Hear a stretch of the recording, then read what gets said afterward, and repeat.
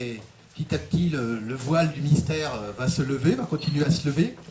Donc j'ai le grand plaisir d'accueillir Jérôme Gros de l'Institut Pasteur, qui a eu son doctorat en 2006 à l'Institut de biologie du développement de Marseille, postdoc en 2007 à Harvard Medical School, Cambridge aux États-Unis, 2008 chef d'équipe à Pasteur, 2019 directeur de recherche à l'Institut Pasteur, donc carrière fulgurante.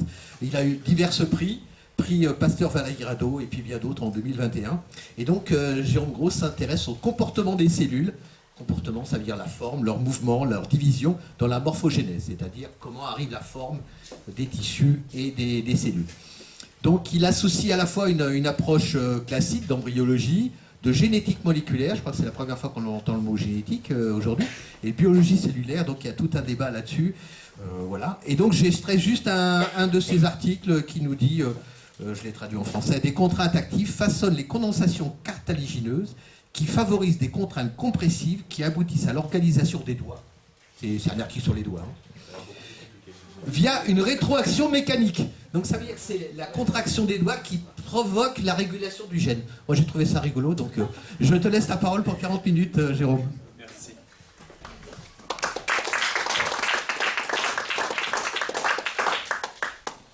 Merci beaucoup pour l'introduction généreuse et l'invitation. C'est un plaisir d'être ici pour partager un peu ce qu'on fait. Donc ici, ça va être vraiment ce que je vais essayer de faire, c'est donner donc on est un laboratoire de biologie de développement, donc on travaille sur les embryons. On essaye de pas humain. Je vais expliquer pourquoi. Je vais expliquer comment on arrive à pallier à ne pas travailler sur l'humain pour des raisons évidentes.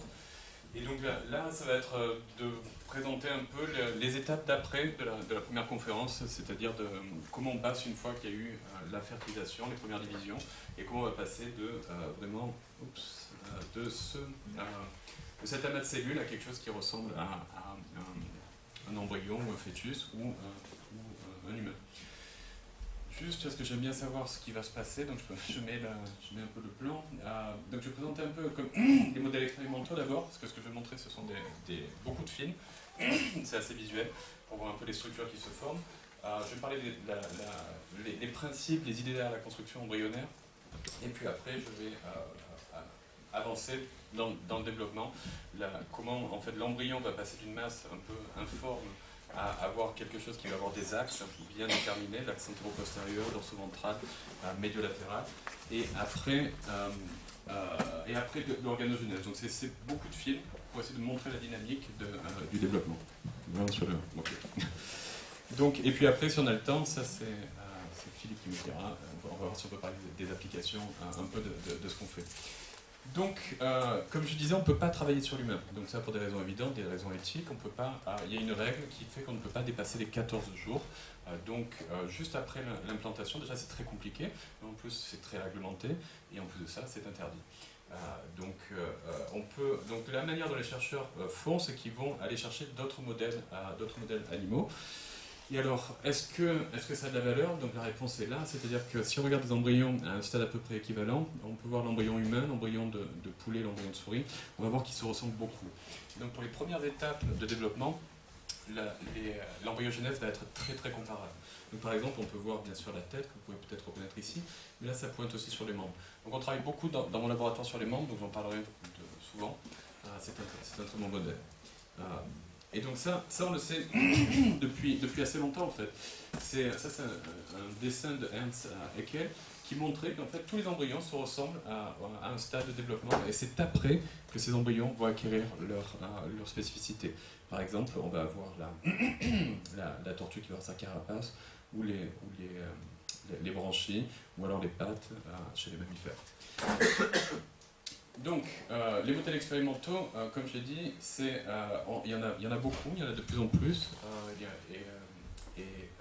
Et donc, ceux qu'on va utiliser, nous, dans le laboratoire, ça va être souvent la souris, le poulet aussi. Alors, je vais expliquer, je crois, après pourquoi le poulet, un peu plus tard, et le poisson. Donc, il faut bien comprendre, comme je disais, on travaille sur le développement du membre, il faut bien comprendre qu'il y a des choses qui se ressemblent et d'autres qui ne se ressemblent pas. Donc, par exemple, si on regarde... on va regarder ici l'aile. Donc ça c'est le bras, on va dire, du poulet, ou le bras de la souris et le bras de l'homme ici. Et donc ce qu'on peut voir c'est qu'il y a vraiment des ressemblances. Donc on va avoir la même structure anatomique. donc le bras, l'avant-bras et la main. Mais par exemple, si vous voulez comprendre pourquoi l'homme va avoir 5 doigts, c'est un peu plus compliqué d'aller comprendre ça chez l'oiseau, parce que l'oiseau, son aile va être constituée seulement des trois derniers doigts, par exemple. Mais on peut voir très bien ici que si on regarde maintenant le bras de la souris, ici, je peux dû marquer ce que c'était, donc ça c'est le poulet, ça c'est la souris, et ça c'est l'homme, on voit que c'est quasiment identique au bras de l'homme. Donc tout ça pour dire que tout ce qu'on va faire chez et c'est important, tout ce qu'on va faire chez les animaux, chez les modèles, c'est souvent très ça s'applique à l'homme. Donc les réseaux génétiques sont conservés, les processus cellulaires sont souvent très conservés. Il y a des différences toujours, mais on voit que les mutations chez la souris correspondent souvent à des mutations chez l'homme, qui vont donner des phénotypes, donc des effets similaires chez l'homme. Donc, pourquoi nous on va travailler sur les oiseaux? C'est très simple. Donc, je vais montrer beaucoup de films d'oiseaux, parce qu'on fait des films d'oiseaux. Donc, c'est pas que sur notre recherche de laboratoire, mais vu qu'on a du matériel, je montrerai celui-là. C'est parce que si on veut faire des films et regarder vraiment la morphogénèse, donc l'émergence des formes chez les embryons, il faut qu'on puisse les filmer. Le problème de la souris, c'est que c'est un développement interne, et donc on peut pas, ça se fait maintenant, mais c'est très dur, on va dire. Mais il faut sacrifier la mère, premièrement. Donc ça, d'un point de vue éthique, c'est de plus en plus discutable. Il faut aller chercher les embryons dans l'utérus, il faut les mettre sous un microscope, et il faut arriver à maintenir l'embryon en vie pendant qu'on fait l'imagerie. Et donc ça, c'est assez compliqué. Tandis que, à l'inverse, les oiseaux, eux, ont évolué pour s'adapter à un développement externe. Donc ils sont évolués vraiment pour aller se développer sans l'utérus, et donc on peut très facilement les prendre, les sortir même de l'œuf, c'est ce que font les enfants dans l'atelier aujourd'hui. Ils sortent les petits embryons de l'œuf et on peut les observer. Et donc là, on peut vraiment faire des films et aller regarder les processus de développement qui vont mener à l'émergence des formes, mais aussi l'émergence des types cellulaires. Donc voilà, ça c'est un peu pour dire les modèles, parce que je ne vais pas parler de l'homme, on ne peut pas parler de l'homme, tout ce que je vais vous montrer c'est certainement similaire chez l'homme, et on ne le sait pas pour sûr. Tous les films vont être chez les animaux. Donc, maintenant un peu plus, une diapositive un peu plus conceptuelle, c'est la construction des organes. C'est qu'est-ce que ça veut dire? C'est-à-dire qu'on a nos organes, on va avoir nos veines par exemple, ici on va avoir nos os, le cœur, les poumons, et tout ça, ça va avoir besoin de types cellulaires. C'est-à-dire que si on suit la première conférence, il va y avoir l'éclosion de l'œuf, et les cellules vont devoir se différencier. C'est-à-dire qu'il va falloir qu'elles deviennent des cellules d'os ou des cellules de muscles, et qui va leur donner des fonctions très différentes. Et donc ça, c'est tout un aspect de la biologie du développement, c'est savoir comment les cellules décident quel destin elles vont prendre. Donc ça, c'est un des premiers aspects. Donc il y a des décisions, des activations, qui vont dire telle cellule devient muscle, devient os, devient cœur. Et il y a aussi autre chose, donc on peut le comparer un peu comme avec des Legos, c'est-à-dire qu'on a des Legos qui peuvent donner un peu tout, qui n'ont pas de couleur, mais après les Legos vont devenir très spécifiques, ils vont avoir une forme qui leur est propre, une couleur qui leur est propre, et tout ça, ça va donner après, par exemple, le cœur. Donc il faut avoir les bons Legos, rouge ici par exemple, mais aussi il va falloir que tout ça se mette en place correctement. Donc c'est vraiment les deux aspects qu'on va avoir en biologie de développement, c'est la détermination des types cellulaires et l'émergence des formes.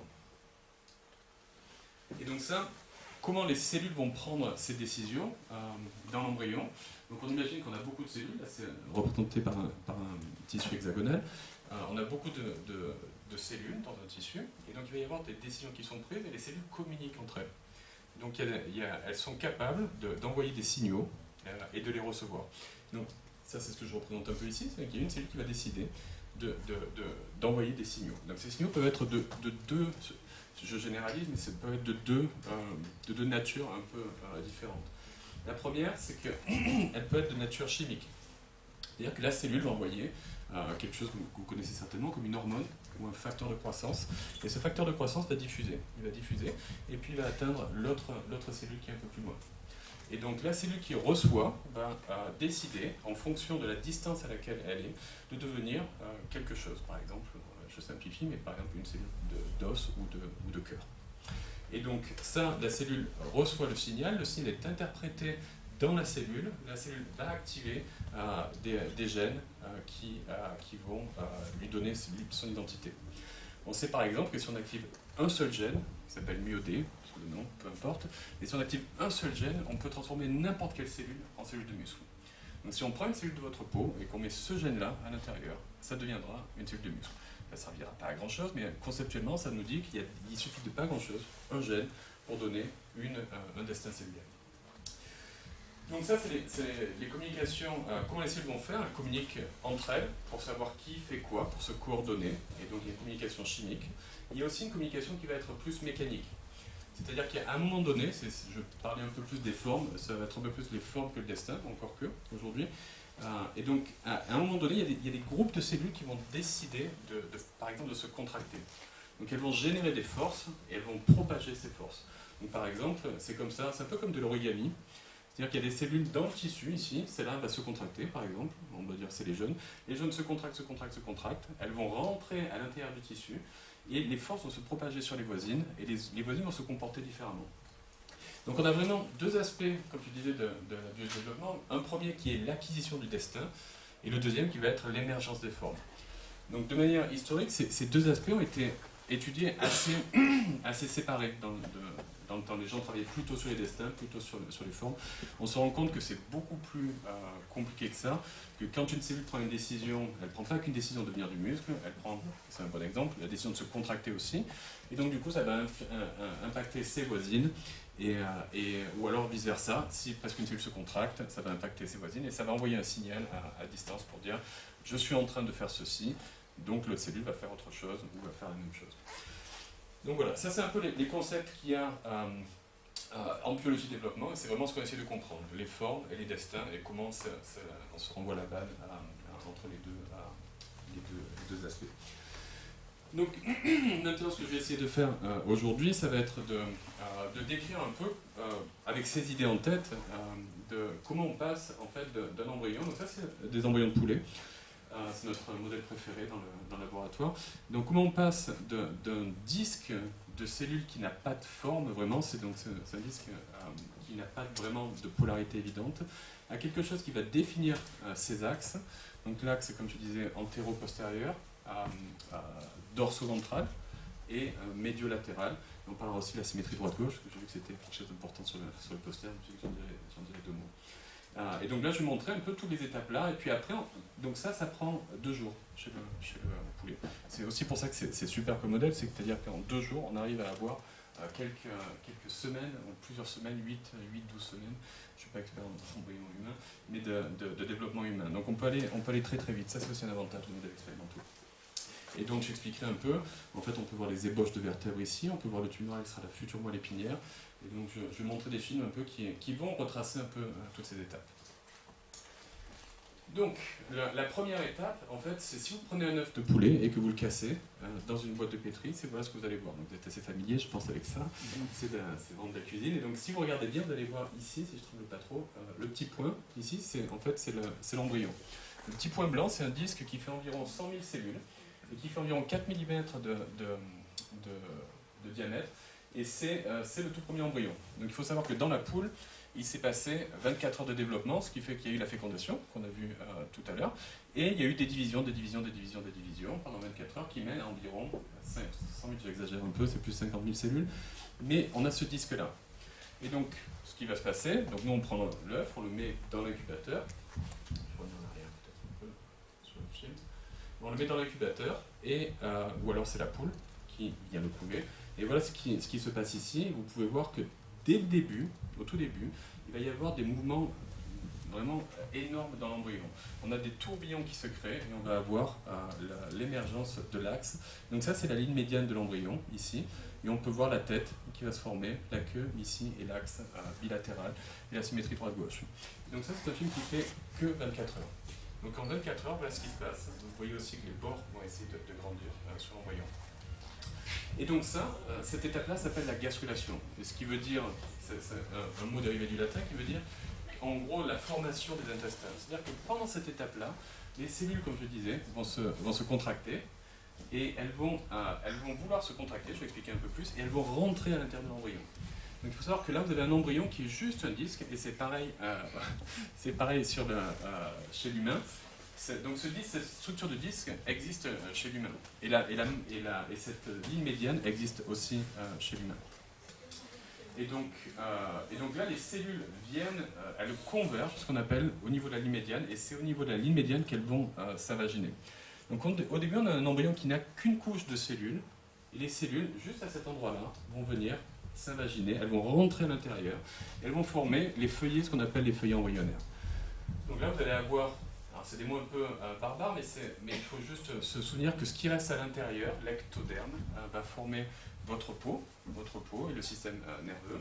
Ce qui va rentrer après va former, donc on parle vraiment de couche primaire, va former les muscles, par exemple les os, et ce qui va rentrer encore plus en profondeur, c'est ce qui va former vos organes internes. Donc vous pouvez retrouver dès ce moment-là la structure interne que vous avez, et c'est à ce moment-là, chez un poulet, chez un homme, chez les premières semaines, l'internalisation des tissus au niveau de la ligne médiane. Donc voilà, ça c'est ces mouvements. Donc il y a beaucoup d'informations sur ça, donc ça nous tient occupés pendant très très longtemps. On fait beaucoup d'articles dessus, mais il y a beaucoup d'informations et on peut voir ici ces mouvements de rotation. C'est le même film. On peut voir que les cellules sont en train de se contracter ici et les cellules font ces deux vortex dans le blastodisque ou dans le blastoderme. Et donc là, comme je disais, ça va permettre, elles se rencontrent au milieu et elles vont s'allonger, et c'est vraiment ce qui va commencer à former le premier axe qui va définir la tête et la queue de l'embryon. Et donc là, en fait, comme je dis, il y a plusieurs choses qui se passent. Vous avez aussi les cellules qui sont en train, alors qu'elles sont en train de venir converger, elles se retrouvent comprimées, et hop, elles rentrent à l'intérieur. Donc elles ne meurent pas, elles viennent former vraiment ce qui va devenir plus tard, un jour plus tard, les muscles, les os, les intestins, dont je vais parler un peu plus tard. Et donc ça, juste pour dire un peu, donc on essaie de comprendre un peu qu'est-ce qui fait ces forces. Et donc qu'est-ce qui va créer ces mouvements dans l'embryon. Donc typiquement, c'est quelque chose qui est assez simple à comprendre, je pense, parce que ça a été montré il y a assez longtemps. Il y a une analogie entre ce qu'on voit dans l'embryon et une analogie avec la mécanique simple des fluides. Et donc là, ce qu'on sait par exemple, c'est comme j'ai dit, c'est que les cellules sont en train de se contracter. Donc elles sont en train de se contracter, elles sont en train de générer des forces, et ces forces vont se propager dans l'embryon. Et donc c'est exactement ce qu'on peut voir ici. Donc ça, c'est-à-dire ici, vous imaginez que l'embryon, c'est le lait, sur lequel j'ai mis avec ma fille du colorant. Je suis en train, moi, de souffler sur l'embryon, donc je suis en train de générer des forces.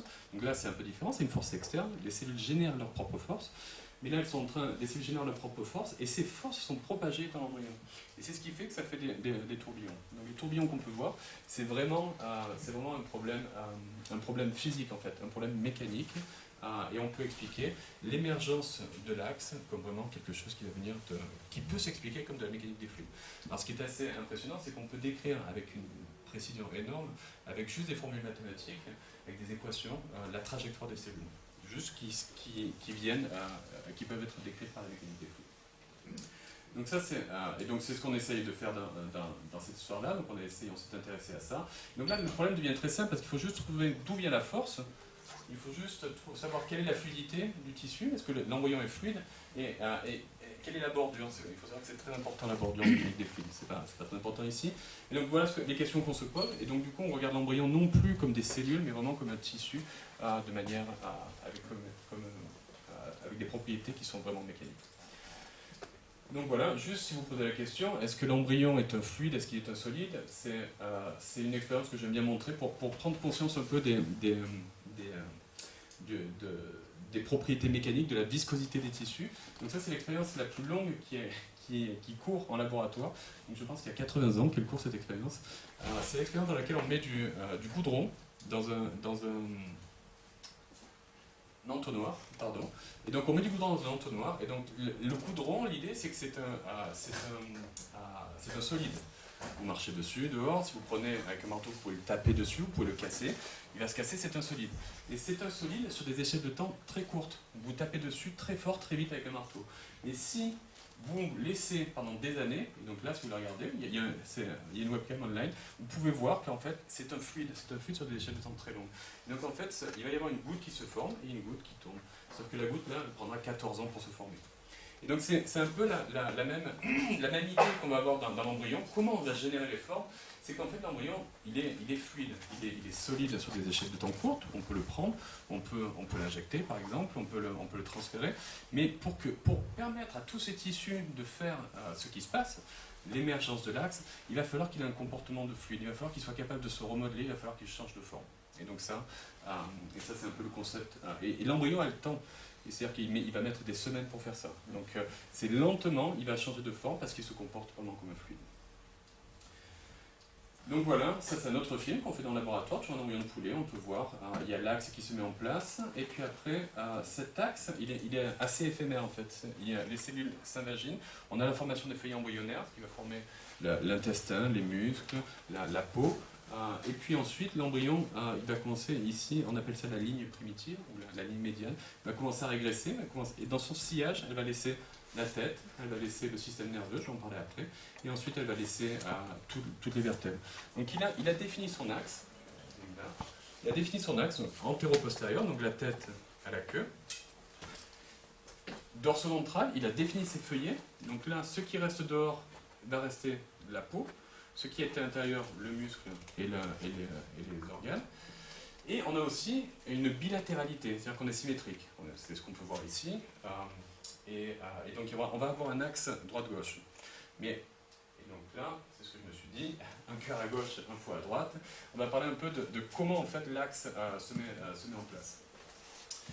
Donc, on est bilatéralement symétrique, donc on peut voir, on est exactement similaire à droite à gauche, mais ça c'est valable seulement du point de vue extérieur. Si on va regarder maintenant à l'intérieur, on va se rendre compte que les organes, ici, vont pas être symétriques. Donc on va avoir le cœur qui va être penché vers la gauche, donc il n'est pas exactement symétrique.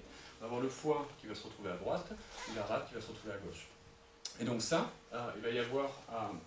tout ça c'est contrôlé pendant les étapes que vous venez de voir là. C'est vraiment à ce moment-là que la symétrie droite-gauche a été montrée par le laboratoire de mon postdoc. Il y a une signalisation qui va se mettre en place et qui va dire ce côté-là devient droite et ce côté-là devient gauche.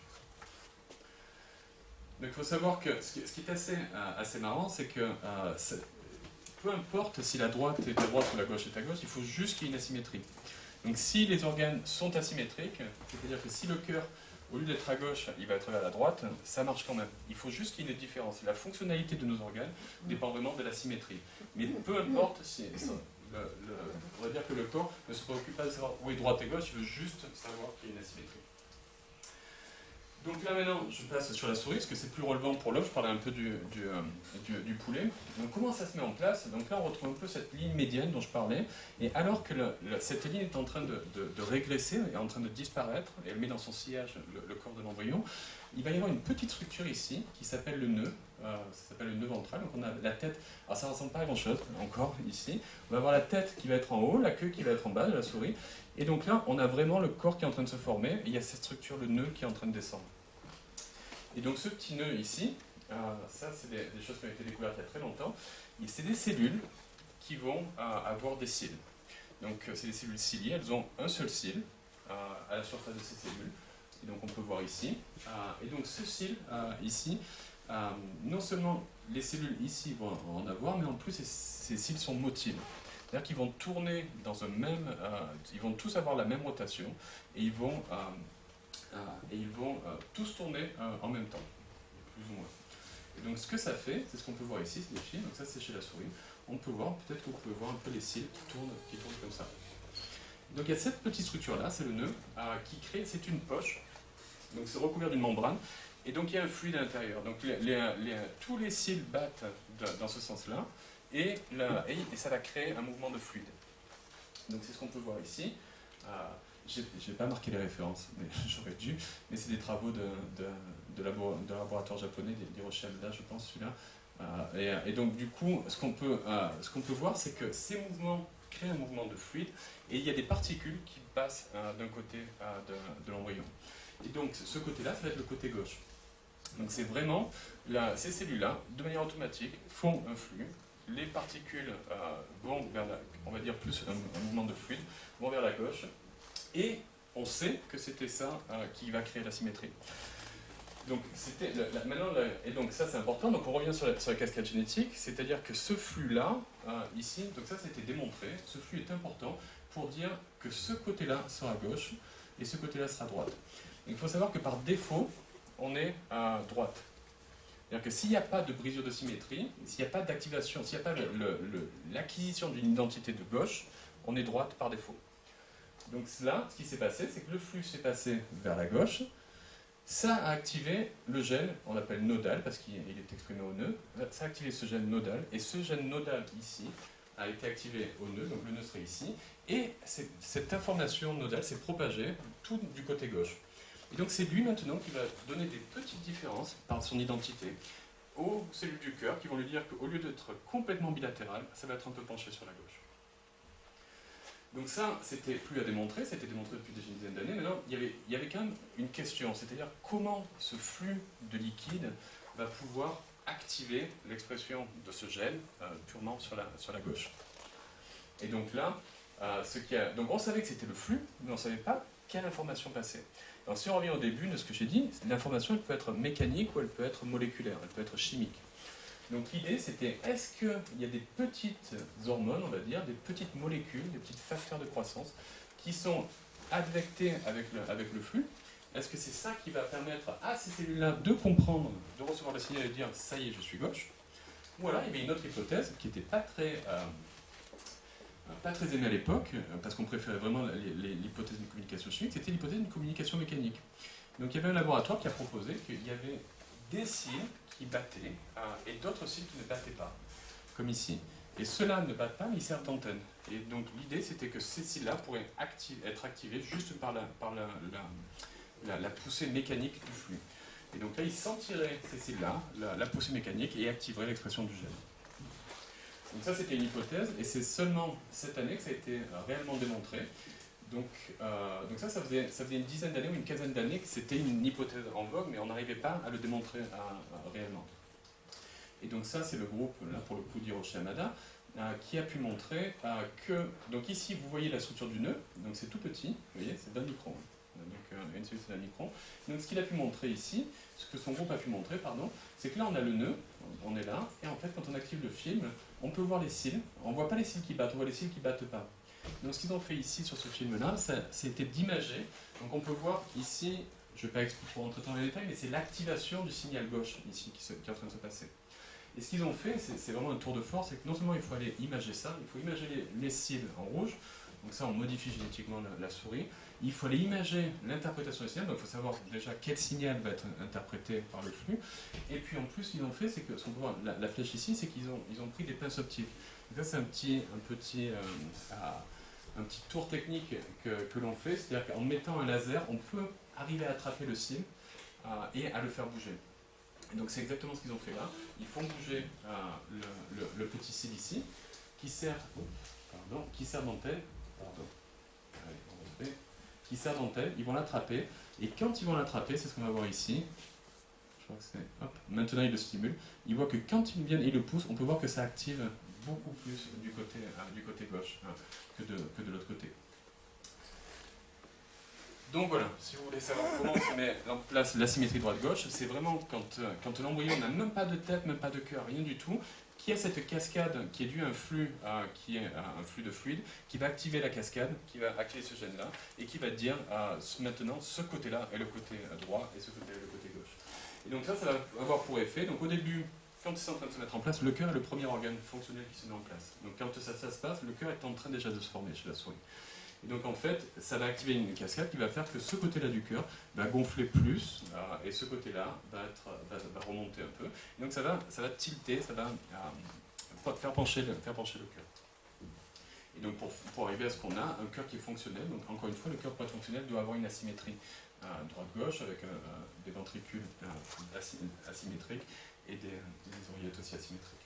Et donc du coup, ce qui a pu être montré par exemple, c'est que si maintenant on fait un mutant, une souris mutante pour ce gène-là, ce qu'on va avoir, c'est qu'on a un cœur qui n'est plus, qui est dans la symétrie, peut de temps en temps être inversé. C'est-à-dire que là, on va avoir le ventricule droit et gauche, et d'un coup, on se retrouve complètement inversé. Donc voilà pour la symétrie droite-gauche. Donc ça se passe comme ça chez la souris, mais aussi chez le lapin, chez la grenouille, chez beaucoup de vertébrés, beaucoup de mammifères. Et donc moi, quand je suis allé dans un laboratoire qui a fait cette découverte-là, on s'était posé la question de savoir qu'est-ce qui se passe chez les oiseaux. Donc là, on revient un peu, si vous voyez le film, je vais aller rapidement, mais on s'est rendu compte qu'en fait, chez les oiseaux, il y a cette structure-là, qui correspond au nœud ici, en fait, il n'y avait pas de cils quand on regarde. Il n'y avait pas de cils, mais pourtant, on avait quand même cette cascade génétique qui va nous donner le côté gauche. Donc on s'est vraiment posé la question de savoir comment ça c'est possible. Donc ça, je vais passer très rapidement. C'est juste qu'au début, tout le long de la ligne médiane, on est complètement symétrique chez le poulet. Et donc, moi, ce que j'avais fait à l'époque, c'est que j'avais fait des films, et ce qu'on a pu voir, c'est qu'il n'y a pas de flux de liquide, mais en fait, il y a un flux de cellules. Et donc, les cellules vont enclencher une migration tout le long, autour de la ligne médiane. Et donc, vraiment, donc normalement, on est symétrique ici, mais les cellules vont, d'un coup, certaines basculer de l'autre côté. Et cette petite asymétrie fait qu'on a un côté qui devient, alors on parle de vraiment pas grand chose, on parle d'une vingtaine de microns, d'une cinquantaine de microns de différence. Et ça, c'est suffisant maintenant pour faire basculer les gènes qui étaient symétriques, les rendre asymétriques, et après enclencher la cascade. Donc je montre juste pour dire que parfois c'est très similaire, parfois c'est assez différent, mais on garde quand même des similitudes. Donc là, ce qu'on a, si je résume ici, on va avoir les feuillets embryonnaires, la ligne médiane ici. Donc ça, c'est pareil chez la souris, chez le poulet, on va dire. Et on va avoir ici le nœud de Hansen. Et donc là, on va avoir juste au bout du nœud, ici, ces mouvements que je viens de décrire, qui vont basculer, et les cellules passent à gauche. Et juste ce passage à gauche va être suffisant pour biaiser légèrement la symétrie, ce qui va activer maintenant un gène ici. Il y a une différence, comme je viens de dire, d'asymétrie. Et ça va activer la cascade génétique qui vient dire maintenant ce côté-là va exprimer nodal. Et ce côté-là qui est le nodal sera le côté gauche de l'embryon. Et donc là, on a à peine une tête, à peine un cœur. Et donc là, on va discuter maintenant un peu plus de ça, sur la formation du tube neural et des somites. Et là, vous ne savez pas de quoi je parle. Donc la moelle épinière, les vertèbres et les membres. Donc voilà, ça c'était le résumé. Et donc maintenant, formation. Donc maintenant, on a défini nos feuilles embryonnaires, nos axes. On a le côté droite-gauche. Donc maintenant, l'étape d'après, qu'on peut voir un peu sur le film, c'est la formation de ce qu'on appelle le tube neural. Donc le tube neural, c'est la première ébauche de votre moelle épinière. Et donc là, ce qu'on peut voir, c'est qu'au début, l'embryon est tout plat. Et donc même là, il est encore plat. C'est-à-dire que les cellules sont rentrées à l'intérieur par la ligne médiane. Elles sont rentrées dedans, mais l'embryon est encore très plat. Il est encore en 2 dimensions. Donc il va falloir maintenant qu'il se mette en 3 dimensions. Donc là, ce qui va se passer, c'est qu'on a la plaque neurale qui va, je vous montrerai un film après, mais c'est pour expliquer le principe. Donc ça va se plier comme de l'origami. Imaginez vous avez un disque, comme une assiette en carton, et vous allez la plier, et elle va se fermer sur les extrémités. Et donc c'est par ce mouvement-là que va se passer la formation du tube neural. Donc ça, c'est l'embryon au tout début, et ça, c'est l'embryon à la fin. Et donc ça, c'est le processus dont je viens de parler. Donc ça, c'est un film qu'on voit en 2 dimensions. Et ce que vous pouvez voir ici, cette région-là, c'est le tube neural, ou la moelle épinière qui est en train de se former. Et vous pouvez voir qu'ici, il y a un tube qui est en train de se former. Et donc ça se produit alors que l'embryon est en train de s'allonger. Donc on peut voir, donc ces 2 processus qui sont différents. Il est encore en train de former ses feuillets en bas, au niveau de la queue. Donc, je remets encore un peu. Donc là, les cellules sont en train encore de former l'axe, il est en train de régresser ici, mais on voit ici que le tissu est en train de se plier. Donc ça marche bien chez le poulet, mais je trouve que l'exemple le plus frappant, c'est d'aller voir chez la grenouille. Donc ça, c'est des embryons à peu près au même stade chez la grenouille. Et donc là, voilà la neurulation, ce qu'on appelle, vous voyez les extrémités qui sont en train de se rapprocher, de se rapprocher. Il va y avoir une fusion juste... ici, une fusion juste de ces côtés-là avec ces côtés-là, et ça va au final former un tube. Et donc à cette étape-là, l'embryon est en train de passer de 2 dimensions, d'un disque plat, en 3 dimensions, donc va former un tube. Donc c'est de la même manière va former le cerveau, il va former le tube en haut, et ça vient se zipper, on revient en arrière, ça vient se zipper, donc là vous voyez ici, ça vient se fusionner ici. Là où le cerveau, c'est là où sera le cerveau. Et là, ça continue, ça continue, ça continue. Donc quand le processus est fini, on a le tube neural, on appelle ça un tube neural parce que c'est le tube nerveux, qui deviendra plus tard la molécule nerveuse.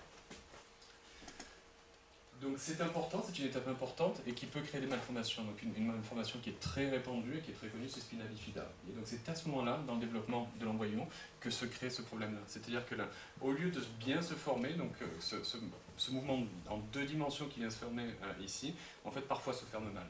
Et donc du coup les 2 extrémités n'arrivent pas à se joindre, donc ça crée des défauts de fermeture du tube neural, c'est ce qu'on appelle, et c'est ce qu'on appelle aussi spina bifida, qui peuvent se produire tout au long du crâne, et qui sont parfois même au niveau du cerveau, qui créent des problèmes très majeurs. Donc, je regarde un œil sur le temps. Donc ça, c'est comment on forme maintenant les feuillets embryonnaires, comment on va former le tube neural, donc le système nerveux. Il y a aussi autre chose qu'on peut regarder ici. Donc là, on est toujours à 2 jours de développement. Mais on peut voir déjà à 2 jours de développement. Donc là, le tube s'est fermé, on a le cerveau, on peut voir l'œil, le cœur, mais on a aussi, et donc j'ai décidé que je parlais de ça, des somites. On appelle ça les somites, c'est les ébauches de vertèbres. On peut voir quelles sont là ces petites vertèbres. Donc on peut voir ici, c'est les petites boules qui sont de chaque côté. Alors, si vous vous souvenez, on est bilatéral. Donc pour l'instant, tout ce qui est d'un côté et de l'autre. Donc le tube est symétrique, les vertèbres, pour l'instant, c'est deux vertèbres de chaque côté. Et donc ça, c'est vraiment, on retrouve, on appelle ça la segmentation. Donc ça, la colonne vertébrale est segmentée. On a des vertèbres qui sont segmentées. Et donc voilà une vertèbre, mais c'est vraiment ici, on peut voir une vertèbre embryonnaire, plus ou moins. Donc voilà, ça c'est un embryon d'humain, donc vous pouvez voir qu'entre l'embryon de poulet et un embryon humain, c'est un dessin, on n'est pas loin quand même. Et donc on peut retrouver ces somites, ce qu'on appelle, qui sont juste à côté du tube neural, donc on peut voir ici, donc là maintenant c'est une section. Je ne sais pas si c'est très simple, on a l'habitude de le voir tout le temps. Donc là on découpe une tranche ici, et on regarde la tranche. Donc on peut voir ici ce tube neural dont je vous ai parlé qui s'est fermé, et juste à côté on a une petite boule qu'on appelle le somite. Donc cette petite boule-là va former non seulement les vertèbres, mais elle va former aussi les muscles du dos et aussi le derme de la peau. Donc à ce moment-là, tout est segmenté dans l'embryon, pas seulement les vertèbres, mais la peau et les muscles sont segmentés. C'est ce qu'on peut voir ici, là c'est les muscles de l'embryon qui sont marqués, donc c'est un peu comme un verre en fait, avec des anneaux à ce moment-là, et donc on a vraiment tous les muscles. Ensuite, ces muscles vont fusionner entre eux, donc là on est vraiment très tôt dans le développement, ces muscles vont fusionner entre eux et vont devenir tout uniforme le long du dos. Mais bon, donc voilà un peu, si vous voulez savoir un peu comment ça se forme, ça c'est des films d'un groupe qui était en Australie, qui est à Lyon maintenant, donc ça c'est des poulets qui sont, des cailles en fait, qui sont fluorescentes, donc on peut voir ici, c'est les membranes qui sont vertes et les noyaux des cellules qui sont rouges. Et donc ce qu'on peut voir, si on rejoue le film, on peut voir ici, vous allez voir, qu'elles ne se forment pas d'un coup. En fait, si vous avez remarqué, c'est toujours progressif. On part d'abord de l'antérieur, on va vers le postérieur. Donc on va faire une addition séquentielle de ces somites, de ces vertèbres. Et donc si on regarde là, on peut voir une qui apparaît, une autre qui apparaît, une autre qui apparaît, une autre qui apparaît. Et donc ça, toutes les 1h30, 2 heures, on rajoute un segment. On rajoute un segment, et on rajoute un segment. Donc on peut le voir ici, donc ça c'est le même film qui a agrandi. Donc vous pouvez voir ici, donc on oublie ça pour l'instant, mais on peut voir ici une boule, une boule, une boule. Donc ça, tous les 2 heures, vous allez ajouter ce qui correspond à une future vertèbre. Donc là, j'ai dit on ne regarde pas ça pour l'instant ici, c'est que ça c'est juste l'ébauche du rein qui est en train de se former. Donc le rein est en train de descendre de l'antérieur vers le postérieur, et il va venir s'agréger ici, ensuite, et donc ça c'est là c'est le futur rein. Vous avez votre futur moelle épinière, vos vertèbres, le rein qui est ici, et vos membres qui seront là.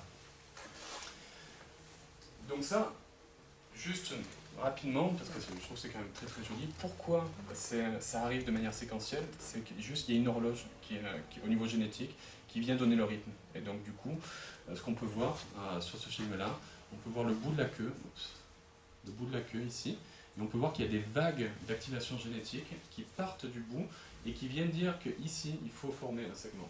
Et ça repart, et ici, il faut former un segment. Donc ça, c'est l'imagerie de la formation de ces futures vertèbres, et donc on peut vraiment voir, et ça permet de tout coordonner, de tout synchroniser.